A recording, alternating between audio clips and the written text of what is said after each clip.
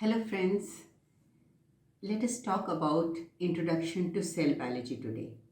We all know a building is made of a number of small bricks. In the same manner, a living organism, be it one-celled or a multicellular organism, the body is made of cells. Cells are considered to be structural and functional units of living organisms. A cell, the name was given by Robert Hooke in the year 1665. He studied sections of cork with the help of self-made microscope, and he gave the structures which he saw the name cell. Later on, Schleiden and Schwann, two scientists in the year 1839, presented cell theory. In this theory, they said that cells are structural and functional units of living organisms. After that, Virchow, in the year 1858, added to the cell theory.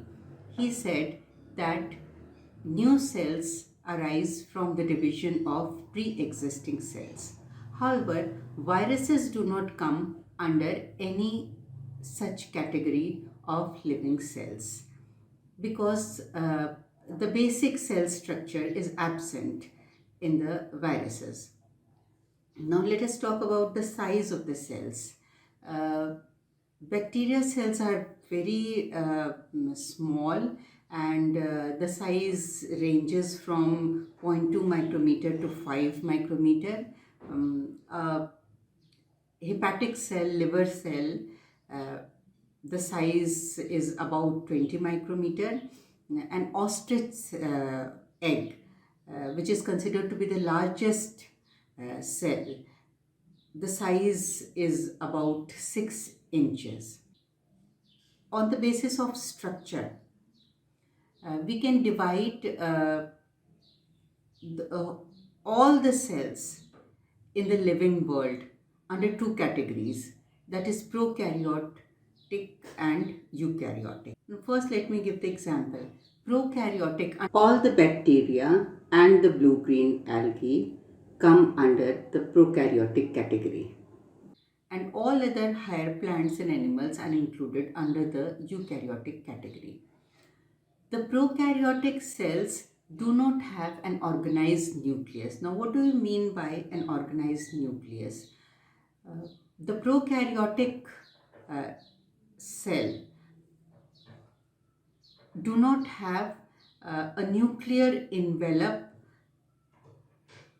which surrounds the genetic material. There is a single circular DNA in the prokaryotic cell which lies in the area called nucleoid, whereas in the eukaryotic cells, the genetic material is covered by nuclear envelope. Second very important difference among the two categories of cells is that the unit membrane structures like endoplasmic reticulum, Golgi complex, mitochondria, lysosome, and vacuoles, they are absent in the prokaryotic cells, while these are all present in the eukaryotic cells.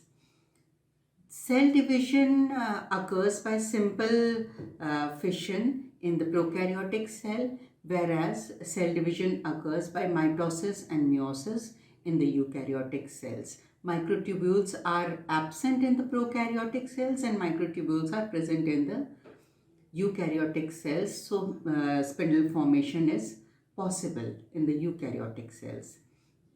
The typical 9 plus 2 arrangement of filaments in the cilia and flagella is absent in the prokaryotic cell, whereas this 9 plus 2 arrangement of filaments in the cilia and flagella is present in the eukaryotic cell. Cytoplasmic movements are not seen in the prokaryotic cells, and cytoplasmic movements are seen in the eukaryotic cell. About the ribosomes are of the 70s type, and in the prokaryotic cell and in the eukaryotic cells, the ribosomes are of the 80s type. These are the important differences between prokaryotic and eukaryotic cells. Thanks, friends.